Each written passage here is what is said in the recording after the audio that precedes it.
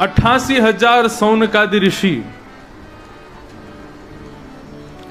नैमिषारण्य क्षेत्र में मानवों के कल्याण के लिए यज्ञ करने के लिए एकत्रित हुए। सब लोग इधर देखो, यहां देखो, यहां देखो, बहुत ध्यान से कथा सुनो।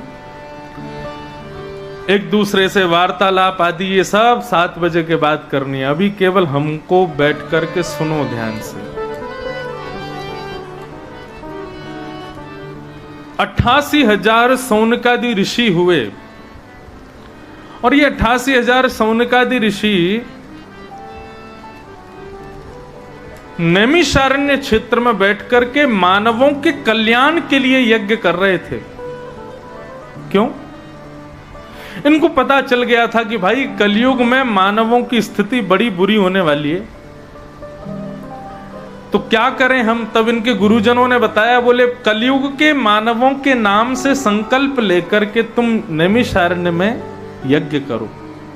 अच्छा, नैमिषारण्य में ही क्यों हुआ यज्ञ? ये सब बातें जानने योग्य हैं, समझने योग्य। 88,000 सौनकादि ऋषियों ने पूरी पृथ्वी पर भ्रमण किया,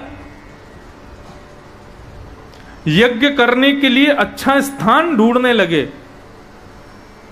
अब जैसे बद्रीनाथ गए तो किसी ने कहा केदारनाथ श्रेष्ठ है, केदारनाथ गए तो किसी ने कहा गंगोत्री श्रेष्ठ है, गंगोत्री गए तो किसी ने कहा रामेश्वरम श्रेष्ठ है, किसी ने कहा हरिद्वार श्रेष्ठ है, किसी ने कहा वृंदावन श्रेष्ठ है।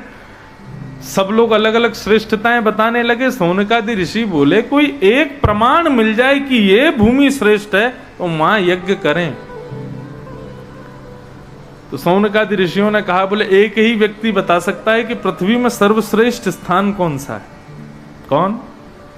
ब्रह्मा, जिसने सृष्टि बनाई है।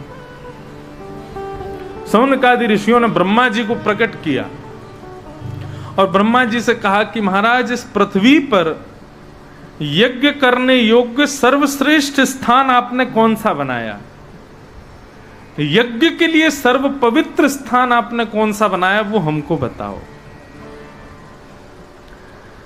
तब चतुर्भुज चतुर्मुख ब्रह्मा जी की भुजा से चक्र निकल पड़ा और ब्रह्मा जी ने कहा कि ये चक्र की निमी यानी कि नोक जिस आरण्य में, आरण्य कहते हैं जंगल को, जिस आरण्य में जाकर के गिरे, ये चक्र जिस आरण्य में जाकर के शांत हो जाए, जिस जंगल में जाके रुक जाए, वही आपके यज्ञ के लिए पवित्र है।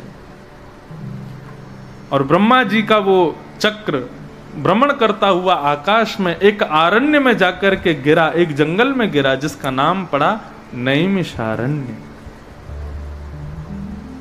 वहां पर ब्रह्मा जी के चक्र की निमी गिरी यानी कि नोक गिरी, इसलिए उसका नाम है नैमिषारण्य। नैमिषारण्य में सौनकादि ऋषि पहुंच गए, जाकर के व्यवस्थाएं की और एक यज्ञ मंडप तैयार किया। उस यज्ञ की अवधि कितनी थी, कितने घंटे का यज्ञ था? बोले घंटे वंटे कुछ नहीं, उसमें तो ये था कि वो महीनों, सालों, वर्षों, ना जाने कितने दिनों तक चलता ही रहेगा। उसकी कोई अवधि नहीं थी कि कितने दिन का होने वाला। जैसे ही यज्ञ करना प्रारंभ किया, यज्ञ करते करते करते बहुत दिन बीत गए तो महाराज धुएं के कारण सबकी आंखें कमजोर हो गई, सबको बीमारियां होने लगी। सौनकादि ऋषियों ने मन में विचार किया कि हम लोग खुद यज्ञ को पूर्ण नहीं कर पा रहे, मानव कल्याण कैसे करेंगे इससे। तब उन्हीं सौनकादि ऋषियों के बीच में एक परम विद्वान महापुरुष का आगमन हुआ है, जिनको भागवतियों ने भगवत भाषा में श्री सूत जी के नाम से जाना गया। सूत जी का आगमन हुआ। मैं अभी भूमिका सुना रहा हूं, इसलिए ध्यान से सुनिएगा, कहीं कोई बात छूट ना जाए। सूत जी का आगमन हुआ। किसी ने कहा, बोले अरे परम विद्वान हैं सूत जी, इनको प्रणाम करो। 88,000 ऋषियों ने जाकर के उनको प्रणाम किया। सूत जी ने पूछा क्या हो रहा है? तब उन्होंने बताया, हम लोग यज्ञ कर रहे हैं मानव कल्याण के लिए, लेकिन भगवान आप परम विद्वान सूत जी हम सबके मध्य पधारे हैं। हम आपसे पूछना चाहते हैं कि मानव कल्याण का सर्वश्रेष्ठ उपाय क्या है, वो हमें बताओ।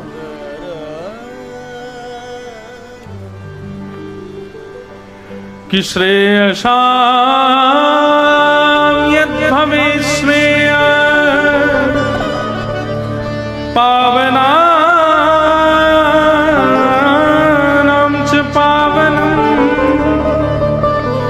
कृष्ण प्राप्ति करम सर्व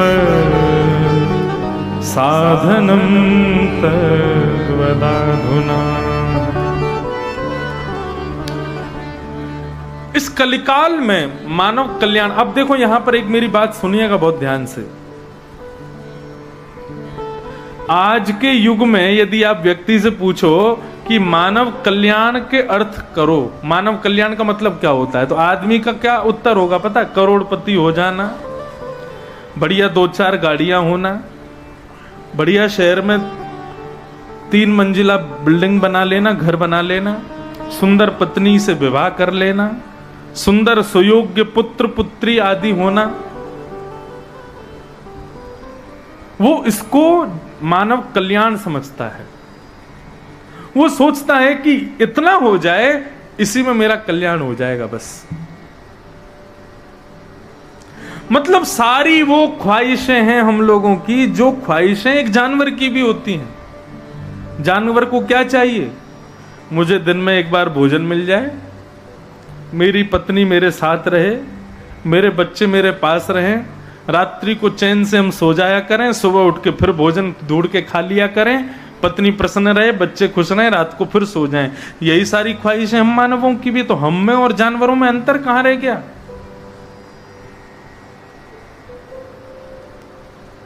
आज यदि मानव से पूछो, आप बड़े बड़े यूट्यूब पर मोटिवेशनल स्पीकर्स हैं, एक से बढ़ के एक स्पीकिंग करेंगे,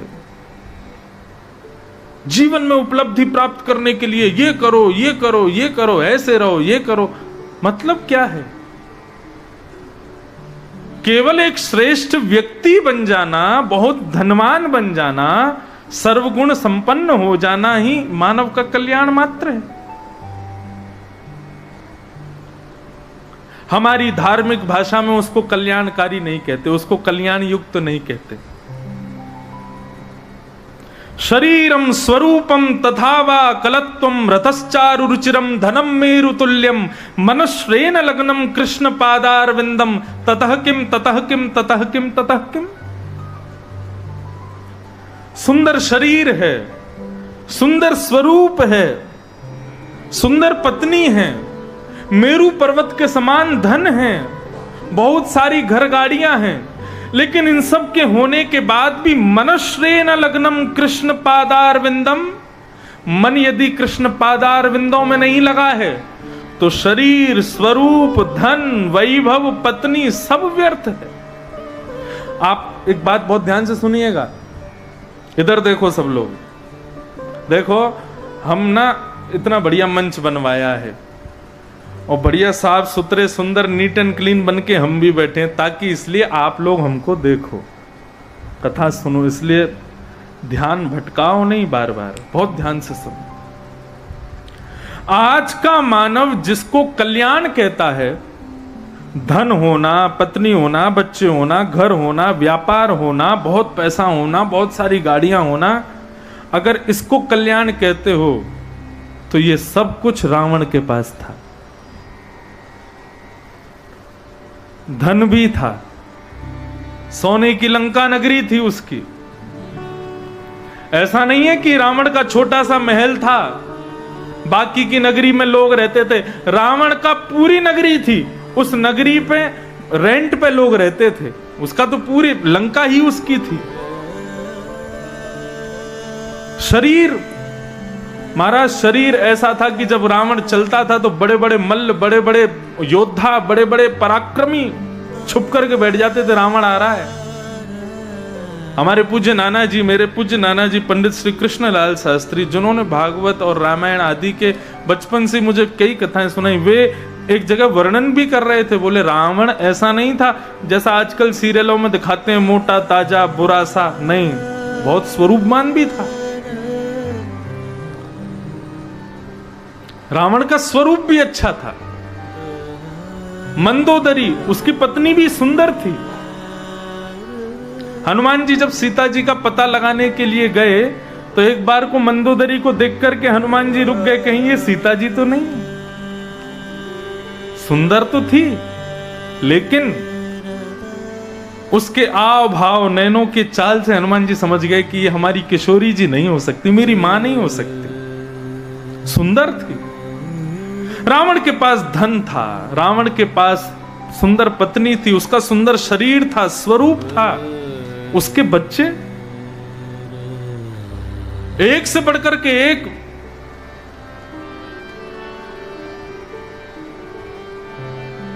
पराक्रम की तो पूछो ही मत।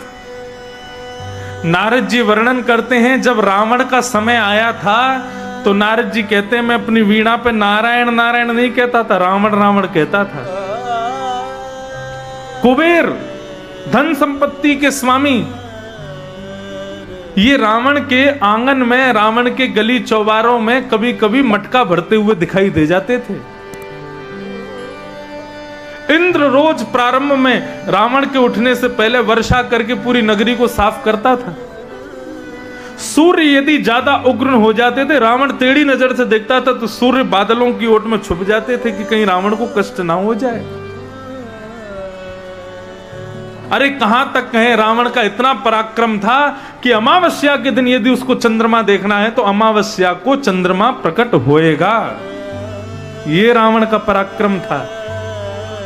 लेकिन क्या रहा, सब उपलब्धियां प्राप्त करने के बाद भी मनश्रेण लग्नम राम चरणार विंदम, उसका मन नहीं था श्री रघुनाथ जी के चरणार विंदों में।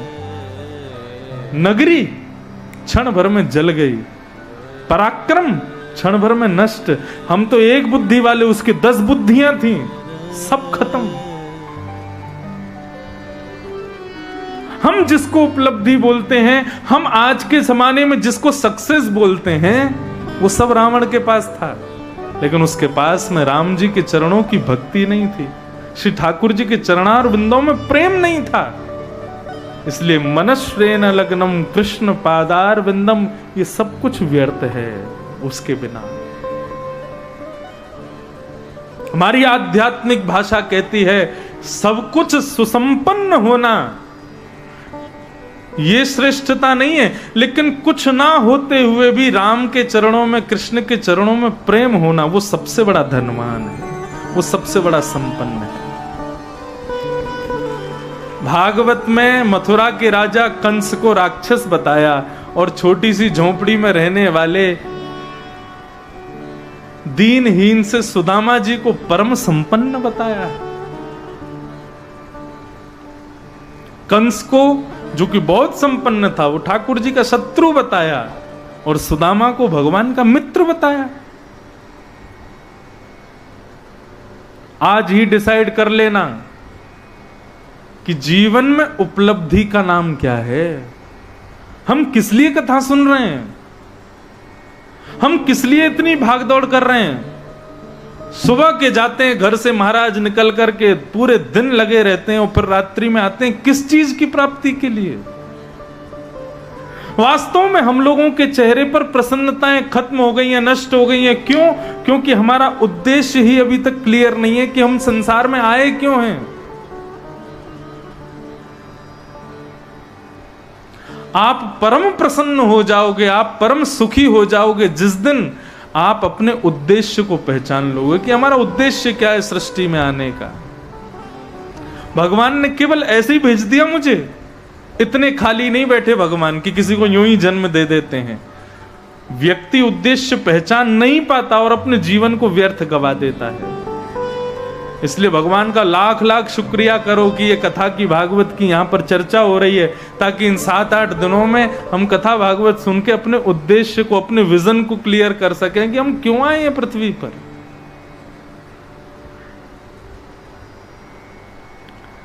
सौनकादि ऋषियों को सूत जी ने कहा, कालव्याल मुखग्रास त्रासने नासहेतवे श्रीमद्भागवतं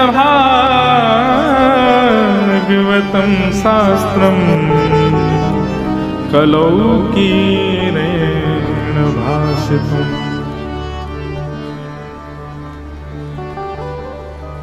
हे सौनकादि ऋषियों, आप लोग पूछ रहे हैं कि मानव कल्याण का श्रेष्ठ से श्रेष्ठ उपाय हमको बताओ। आप लोग ये 1000 वर्षों में पूर्ण होने वाला यज्ञ भी करोगे तो भी मानव कल्याण नहीं हो पाएगा। क्यों? क्योंकि सतयुग, त्रेता, द्वापर, इन 3 युगों में तो राक्षस बाहर होता है। सतयुग का राक्षस कौन था? हिरण्याक्ष और हिरण्यकश्यप। उसके नाम में 4 अक्षर हैं। त्रेता में राक्षस 3 अक्षरों वाला रावण। द्वापर का राक्षस 2 अक्षरों वाला कंस। और कलयुग में राक्षस बाहर नहीं है, हम सबके भीतर है। कौन? मैं। 1 अक्षर, अहंकार। और इस अहंकार रूपी राक्षस को यदि मारना है तो वो यज्ञ उसमें कुछ कर नहीं पाएंगे। ज्यादा से ज्यादा इन यज्ञों से तुम इन 8 अरब जनता में से कुछ लोगों का कल्याण कर लोगे, लेकिन इन लोगों के भीतर बैठे हुए इस राक्षस को यदि मारना है तो इनके कर्ण रंध्र से प्रवेश करना पड़ेगा भीतर। और कर्ण रंध्र से प्रवेश केवल एक ही माध्यम से किया जाता है। बोले श्रीमद् भागवतम शास्त्रम कलौ कीरेण भाषितम। ये भागवत शास्त्र उसके कर्ण रंध्र से प्रवेश करेगा और उसके अंतःकरण के राक्षस को नष्ट कर देगा। बंधुओं, एक मेरी बात कल मेरे को एक ऐसी चिंतन चल रहा है। वैसे तो मैं बोल चुका हूं पहले भी कथाओं में।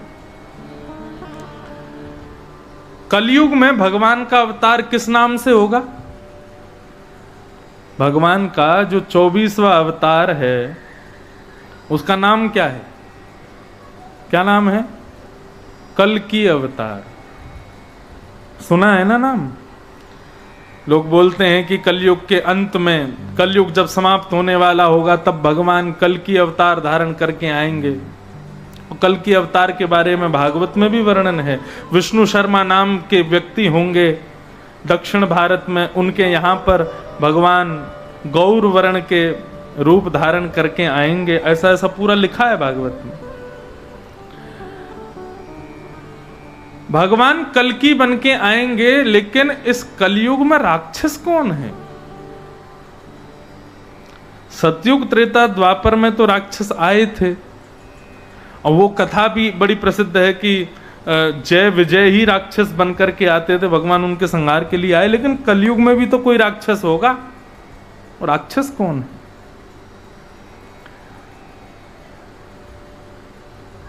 राक्षस का मतलब क्या? जो मानव की मन बुद्धि, जो मानव के विचार, इन सबको भगवान से विमुख करके अपने आदि कर ले, उसको राक्षस कहते हैं। रावण के काल में ऋषि यज्ञ में नारायण भगवान का स्मरण नहीं करते थे, रावण का ही स्मरण करते थे।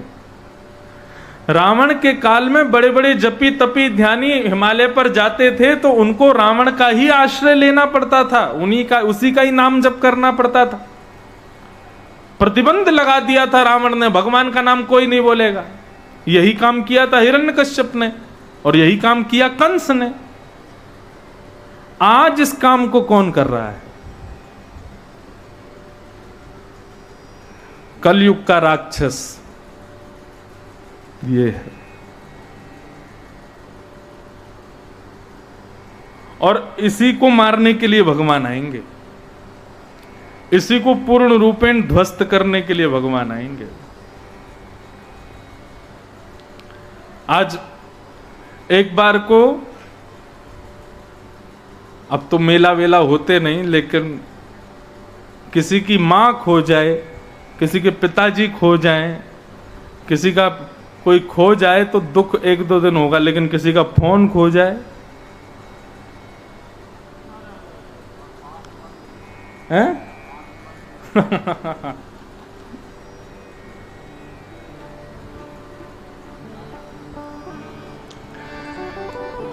फोन खो जाए तो व्यक्ति के चेहरे की मुस्कुराहट चली जाती है। प्रातकाल उठ के रघुनाथा मात पिता गुरु नावहि माथा। वर्णन करते हैं गोस्वामी तुलसीदास जी, रघुनाथ जी प्रातःकाल उठते ही माता पिता गुरुजनों को प्रणाम करते हैं। और हम लोगों की स्थिति,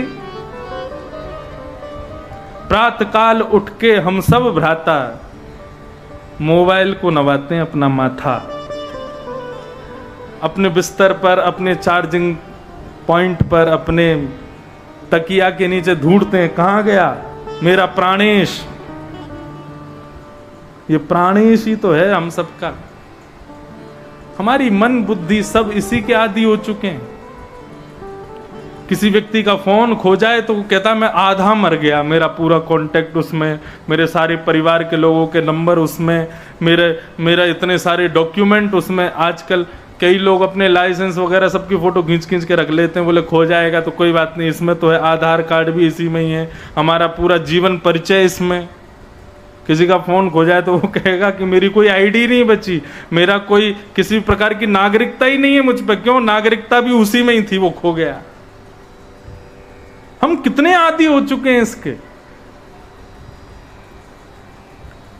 कभी कभी ऐसा लगता है, एयरपोर्ट पर आप जाओ कभी तो, अगर फ्लाइट में थोड़ा समय हो, वेटिंग हॉल में बैठोगे, सबकी गर्दनें नीचे, सबका सिर और गर्दन नीचे होगी और सब अपने फोन में बस लगे हैं ऊपर नीचे करने में। बस क्या है, कौन क्या कर रहा है, कौन क्या नहीं कर रहा है, कहां चल रहा है, क्या नहीं चल रहा है, बस इसी में ही लगे रहते हैं पूरे दिन। हमारे पिताजी महाराज बहुत कम चलाना जानते हैं। कभी कभी एयरपोर्ट पर बैठते हैं तो केवल वही ऐसे होते हैं जिनकी गर्दन ऊपर होती है, बाकी सब नीचे। एक दिन कह भी रहे थे, हमको फोन नहीं आता, इस बात का एक बहुत बड़ा एक प्रमाण है लाला, एक बहुत बड़ी खुशी है। क्या? कि एयरपोर्ट पर सबके सिर झुके हुए, हमारा उठा हुआ, सबका सर झुका दिया इसने। कभी कभी लगता है कि भगवान कल की, वो एक ऑप्शन होता है ना आईफोन्स में, इरेज एवरीथिंग, है ना, वो सब कुछ मिटा दो, डिलीट एवरीथिंग, उस पर गलती से भी अंगूठा रख दिया तो सब खत्म हो जाएगा फोन के अंदर। ऐसे ही कल की और क्लिक, इन दोनों में ज्यादा अंतर नहीं, भगवान क्लिक के रूप में ही आएंगे और एक बस डिलीट ऑप्शन मारेंगे, पूरे विश्व भर के जितने फोन हैं सब वहीं के वहीं धराशायी हो जाएंगे। और हमको लगता है जिस दिन विश्व भर के सारे फोन नष्ट हुए उसी दिन कलयुग का समाप्त हो जाएगा, सतयुग प्रारंभ हो जाएगा। ये कोई मैंने ना शास्त्रीय बात नहीं करी है, मैंने कोई शास्त्र सम्मत बात नहीं करी है, मैं अपनी बुद्धि से कह रहा हूं। और ऐसा नहीं है कि आप लोगों को ब्लेम कर रहा हूं कि आप ही आदी हो, अरे हम खुद आदी हो गए इसके। जब नारद जी आदी हो सकते थे रावण के, तो हम व्यास क्यों नहीं होंगे? हम भी हो गए। भगवान इसी को मारने आएंगे।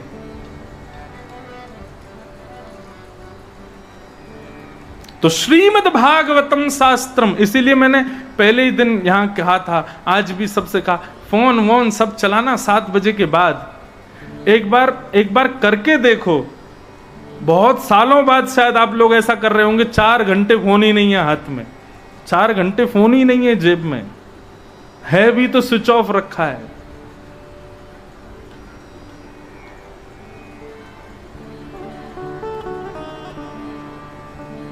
श्रीमद् भागवतम शास्त्रम कलौ कीरेण भाषितम्। हम सबके भीतर ये मैं रूपी राक्षस है, उसको भागवत शास्त्र से ही नष्ट किया जाएगा। सौनकादि ऋषियों ने पूछा, भागवत की कथा सबसे पहले किसने किसको सुनाई, हमको ये बताओ।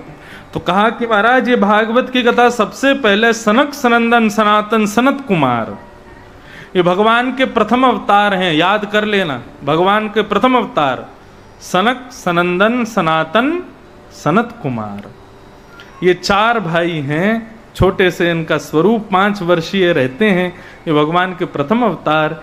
इन्होंने ये भागवत की कथा सबसे पहले भक्ति ज्ञान वैराग्य और श्री नारद जी को सुनाई। तब सौनकादि ऋषियों ने प्रश्न किया, बोले नारद जी को तो श्राप लगा है कि वो एक जगह टिक नहीं सकते, 7 दिन एक जगह बैठ करके उन्होंने कथा कैसे सुनी? हमको इसका पूरा विस्तारीकरण बताइए। तब उन्होंने बताया, एक बार नारद जी महाराज बद्रीनाथ गए और बद्रीनाथ में उनको सनक सनंदन सनातन सनत कुमार मिले। सनत कुमार ने नारद जी को देख करके कहा, कथम ब्रह्मन दीन मुखम कुतश्चिंता तुरो भवान। नारद जी, चेहरे से बड़े चिंता में लग रहे हो, क्या बात है? इतने दुखी क्यों हो, इतनी चिंता में क्यों? नारद जी महाराज कहने लगे, बोले क्या करूं भगवान, अहम तुम पृथ्वीं यातो ज्ञात्वा सर्वोत्तमामिति पुष्करं च प्रयागं च काशीं गोदावरीं तथा। नारद जी महाराज कहते हैं, बोले महाराज मैं दुखी इसलिए हूं कि मैं पृथ्वी को बहुत अच्छा जान करके, पृथ्वी को बहुत सुंदर जान करके इस पर घूमने के लिए आया था। तो क्या हुआ? बोले मैं तीर्थों में गया। कहां कहां गए? बोले पुष्कर गया, प्रयागराज गया, रामेश्वरम गया, बद्रीनाथ गया और ये हरिद्वार गया, सब जगह गया। तो अच्छा नहीं लगा? बोले अच्छा? बोले बाहर से देखने में सब अच्छा है, लेकिन उनकी गहराई में जाकर के देखा तो महाराज यहां तो बड़ा घोटाला चलता है। तानपुरा कम क्यों? ये बंधु आज की बात नहीं है। 5,000 तो कम बोल रहा हूं, और पहले की बात होगी। उस समय पर नारद जी महाराज कह रहे हैं कि मैं तीर्थों में गया, लेकिन मुझको वहां सुनने में क्या मिला? क्या मिला? बोले सत्यम नास्ति तपः शौचम दया दानम न विद्यते। कोई भी सत्य नहीं बोलता, सब झूठ बोलते हैं इस पृथ्वी पर। सत्यम नास्ति और तपः शौचम। लोग भजन नहीं करते, केवल दिखावा करते हैं भजन करने का। लोग मंदिर में ठाकुर जी को प्रणाम करने नहीं जाते, अपनी अपनी अर्जियां लेकर के जाते हैं, अपनी अपनी ख्वाहिशें लेकर के जाते हैं कि हे नाथ इसको पूर्ण कर दो। बुरा मत मानिएगा, लेकिन बहुत स्पष्ट रूप से कहूं, रात में जागरण होंगे, अभी नवरात्रि आने वाली है, कीर्तन होना चाहिए, भजन होना चाहिए, लेकिन जगरातों में क्या होता है? मैया मनोकामना पूर्ण कर दे, हलवा बांटूंगी। मैया पीछे बैठे बैठे कहती होंगी नहीं करूंगी तो नहीं बांटेगी।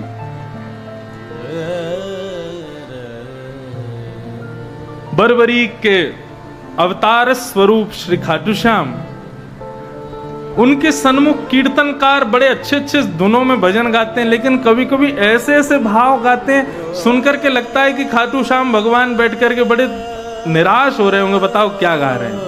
ये दे दो ऐसा करूंगा, ये कर दो ऐसा करूंगा, हे श्याम जी यों कर दो यों करूंगा। हम लोग व्यापार करते हैं ठाकुर जी के साथ में, बिना किसी कामना के हमारी कोई भक्ति नहीं है। नारद जी बोले ये सब चीज देख करके मैं बड़ा दुखी हुआ। और शौचम नास्ति, लोग पवित्रता पे तो ध्यान देते हैं लेकिन स्वच्छता पे ध्यान नहीं देते।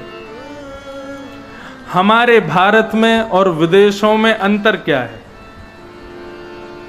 विदेश में लोग स्वच्छता पर ध्यान देते हैं, पवित्रता पे उतना ध्यान नहीं देते, लेकिन हमारे भारत में पवित्रता पे पूरा ध्यान देंगे, नहाएंगे धोएंगे, स्वच्छ बन के रहेंगे, बढ़िया बिल्कुल, दिन में 2 बार नहाएंगे, लेकिन स्वच्छता बिल्कुल नहीं रखते। सोमवार के दिन शंकर जी पर 1 लोटा जल चढ़ाने जाएंगे, धतूरा लेकर के जाएंगे, बिल्व पत्र लेकर के जाएंगे, बिल्कुल नहा धो करके पवित्र होकर के जाएंगे, लेकिन मंदिर में जाकर के वो पाउच वाले दूध को ऐसे फाड़ेंगे, उसी से दूध चढ़ा करके पाउच को वहीं शंकर जी के पास ही छोड़ देंगे, वहीं फूल पत्ती आदि सब छोड़ आएंगे। कर क्या रहे हैं? बोले पूजा कर रहे हैं। लेकिन स्वच्छता का बिल्कुल ध्यान नहीं रखते। और छोटे छोटे मंदिरों में तो चलो फिर भी सब कर लेते हैं, बड़े बड़े देवालयों में, बड़े बड़े शिव जी के मंदिर जहां विराजमान है, वहां तो आप अंदर प्रवेश नहीं कर सकते, ऐसी स्थिति कर देते हैं। शौचम नास्ति, नारद जी बोले लोग पवित्र नहीं है यहां के। सत्यम नास्ति, तपह नास्ति, शौचम नास्ति, और बोले दया नास्ति, लोगों में दया नहीं है।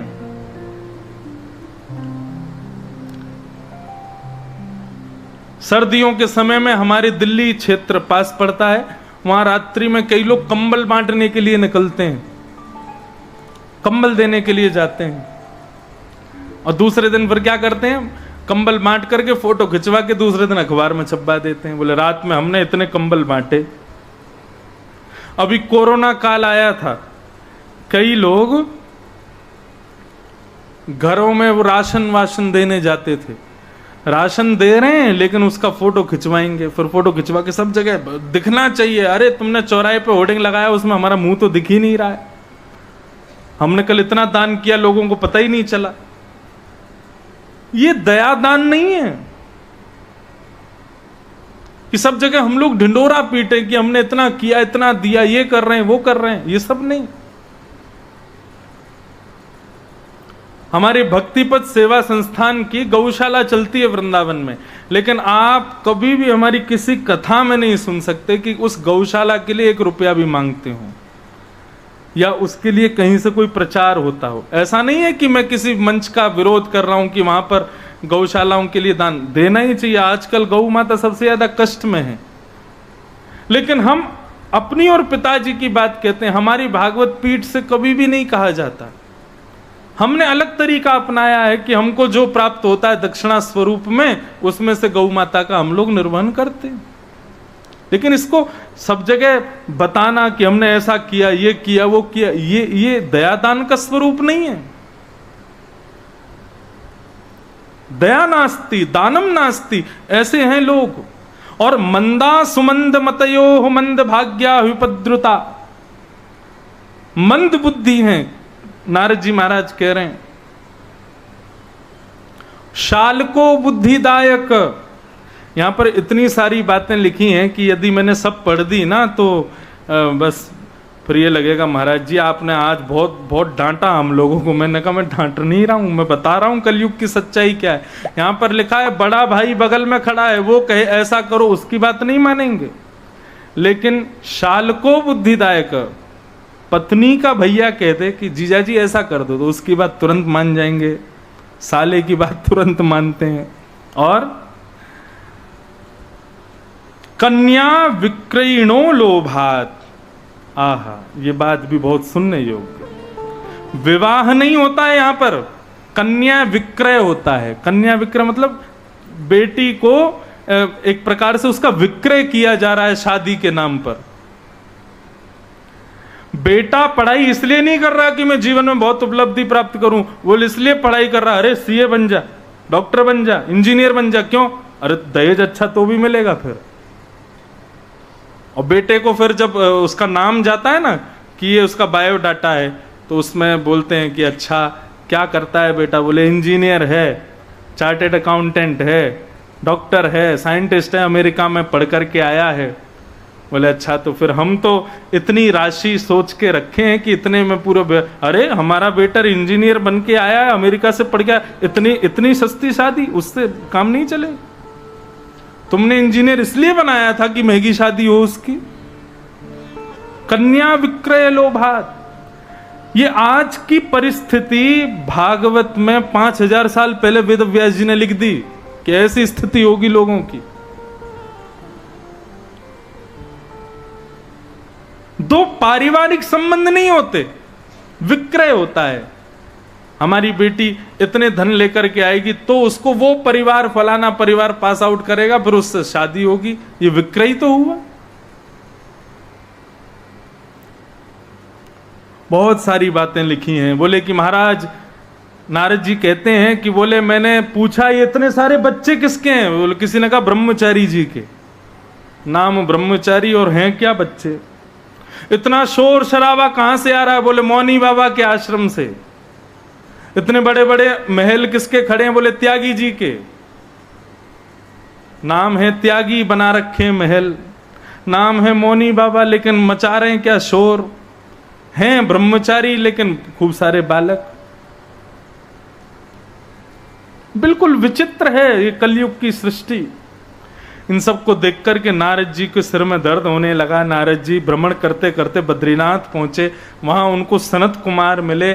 सनत कुमारों ने पूछा नारद जी इतने दुखी क्यों हो? तब उन्होंने सब बात बताई। बोले लेकिन सब जगह भ्रमण करता करता जब मैं वृंदावन पहुंचा तो वहां मैंने क्या देखा? यमुना के पुलिन पर श्रीधाम वृंदावन में मैंने एक सुंदर सी युवती को देखा। उस युवती की गोद में 2 वृद्ध लेटे हुए थे।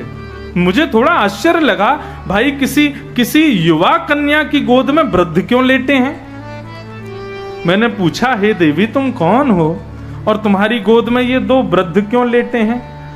तब रोते हुए उस कन्या ने अपना परिचय दिया। क्या कहा? अहम भक्ति ख्याता इमो में तनयो मतौ। मैं भक्ति हूं और ये दोनों मेरे पुत्र हैं। नारद जी बोले माई बाप, माता जी युवान और दोनों बालक बुढ़े, ये कैसे संभव हो सकता है? तब भक्ति महारानी ने कहा कि कलयुग का प्रभाव है। कलयुग में भक्ति सब करते हैं, इसलिए मैं युवान हूं, लेकिन ज्ञान वैराग्य से किसी को मतलब नहीं है। अभी आपने बाहर होर्डिंग लगा रखा है, श्रीमद् भागवत की साप्ताहिक कथा अंदर हो रही है, सब लोग आओ। ठीक है, फिर भी इतनी संख्या में लोग आ गए, लेकिन 5 बजे तक आए। 3 बजे से 5 के बीच में इतने लोग आए। हाँ, 2 घंटे लग गए लोगों को आने में। लेकिन बाहर आप जाकर के बोर्ड लगा दो कि भीतर जो, बोर्ड ना भी लगाओ, 4 आदमी बाहर खड़े होके एक दूसरे को घूंसा लात मारने लग जाओ, तेज आवाज में एक दूसरे से लड़ने लग जाओ, बिन बुलाए भीड़ इकट्ठी हो जाएगी। हम लोगों की बुद्धि देखो।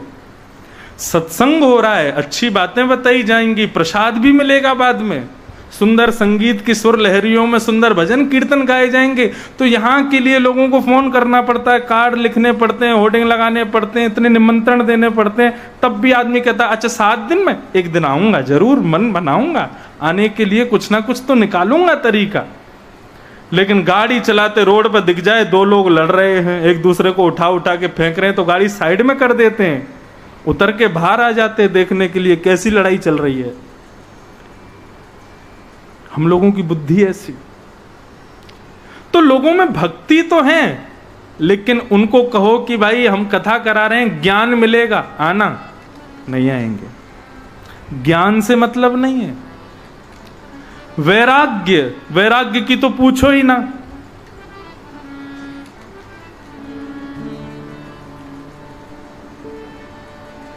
ट्रेन में माता पिता अपने बालक को दूध पिला रहे थे, बालक नहीं पी रहा था, तो ऊपर वाली बर्थ पर एक महात्मा लेटे हुए थे। एक व्यक्ति गया, उनके पैरों में प्रणाम करने लगा। बोले क्या हुआ भैया, इतना प्रणाम क्यों कर रहे हो? बोले मैं इसलिए प्रणाम कर रहा हूं, मेरे बालक को आप थोड़ा आंख निकाल के देख दीजिए। संत बोले भाई ऐसा क्यों करवा रहे हो? बोले वो दूध नहीं पी रहा, तो मैंने उसको बोला कि यदि तूने दूध नहीं पिया तो ये बाबा तुझे पकड़ ले जाएंगे, तो आप उसको थोड़ा भय दिखा दो। संत महात्माओं से तो हम बालकों को डराते हैं, जब बाबा जी जा रहे हैं तो उसको पकड़ ले जाएगा, तूने ये नहीं किया तो ये हो जाएगा। कई लोग मुझसे मिलने आते हैं, मिलकर के प्रणाम करेंगे, अपने बच्चों को लेके आते हैं, महाराज जी हमारे इस बालक को आप अपने पास रख लो। मैंने कहा क्यों? बोले पढ़ता लिखता नहीं है। मैंने कहा अच्छा, पढ़ता लिखता नहीं इसलिए मेरे काम का है। हाँ, आपके साथ रहेगा तो धीरे धीरे पंडिताई सीख लेगा, कल को थोड़ा आप सिखा दोगे तो कथा वक्ता बन जाएगा। मैंने कहा हाँ, हम तो अनपढ़ गंवारी हैं, बिना पढ़े लिखे वक्ता बन जाते हैं। पंडित लोग, ब्राह्मण लोग जो पूजन पाठ कराते हैं, सब बिना पढ़े लिखे बन जाते हैं। बंधुओं, आजकल बहुत हो रहा है ऐसा, लोग बिल्कुल समझते ही नहीं है। हमारे पूज्य पिताजी महाराज एक बात कहते हैं, लाला तुम व्यासपीठ पर बैठते हो तो यहां तुमको एक डॉक्टर भी प्रणाम करता है, तुम व्यासपीठ पर बैठते हो तो एक इंजीनियर भी तुमको प्रणाम करता है, इस व्यासपीठ पर बैठने के बाद तुमको वकालत करने वाला एक लॉयर भी प्रणाम करता है, एक चार्टर्ड अकाउंटेंट भी यहां आता है तो वो भी प्रणाम करता है। तो उनके प्रणाम को पचाने की सामर्थ्य तुम में कब आएगी? जब तुम उनसे ज्यादा मेहनत करके यहां बैठो। यदि तुम केवल लगाए तिलक, चटकीले कपड़े पहन करके सीधे आके बैठ गए और उन लोगों ने तुमको प्रणाम किया, तो आज नहीं तो कल उनका प्रणाम इतना भारी हो जाएगा कि उस प्रणाम के नीचे दब के मर जाओगे। इसलिए उनके प्रणाम को पचाने की सामर्थ्य यदि रखनी है तो इन भागवत के श्लोकों का अध्ययन करो, खूब मेहनत करो, पढ़ो, बार बार इनका अवलोकन करो, नई नई बातें, नए नए भाव इनमें खोजो, इतनी मेहनत करो। कितनी देर पढ़ता है डॉक्टर? बोले 5 घंटे पढ़ता है। चार्टर्ड अकाउंटेंट 6 घंटे पढ़ता है। तो तुम भागवत करने से पहले 7-7 घंटे पढ़ो। जब पढ़ कर के आओगे तभी उनके प्रणाम को स्वीकार करने की सामर्थ्य तुमको प्राप्त होगी। हमारे पूज्य पिताजी कहते हैं। लेकिन लोग सोचते हैं कि शायद वक्ता बनना बहुत आसान है, ब्राह्मण बनना, पंडित जी बन जाना बहुत इजी है, कुछ नहीं चल रहा तो यही कर लो। ऐसे नहीं।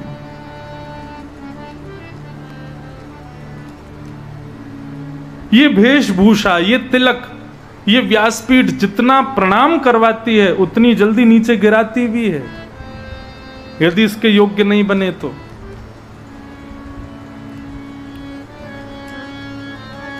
तो भक्ति तो सब में है, लेकिन ज्ञान वैराग्य से हमारा कोई ज्यादा मेल नहीं है। भक्ति को यदि प्रसन्न करना है तो जीवन में ज्ञान और वैराग्य का भी पुट लिया करो। ज्ञान भी बहुत जरूरी है। और वैराग्य का मतलब आप ये मत समझा करो कि कोई महात्मा बन जाना, बाबा जी बन जाना, घर छोड़ देना, ये ही वैराग्य होता है। घर छोड़ने वाला वैरागी है, लेकिन घर में रहते हुए सबके प्रति ममत्व ना रखने वाला वो बाबा जी से भी बड़ा वैरागी है। घर में रहता है, पत्नी बच्चों में, परिवार में इतनी ज्यादा ममत्व नहीं रखता, वो बाहर के संतों से भी बड़ा संत है। इसलिए ज्ञान वैराग्य का जीवन में होना बहुत जरूरी है। भक्ति महारानी दुखी होकर के नारद जी महाराज से कहने लगी, मेरी प्रसन्नता खोजो प्रभु, कहां से मिलेगी? तब नारद जी ने उनको बताया कि वृथा खेद ऐसे वाले, अहो चिंता तुरा कथम, श्री कृष्ण चरणाम भोजन स्मरत दुखम गमिष्यते।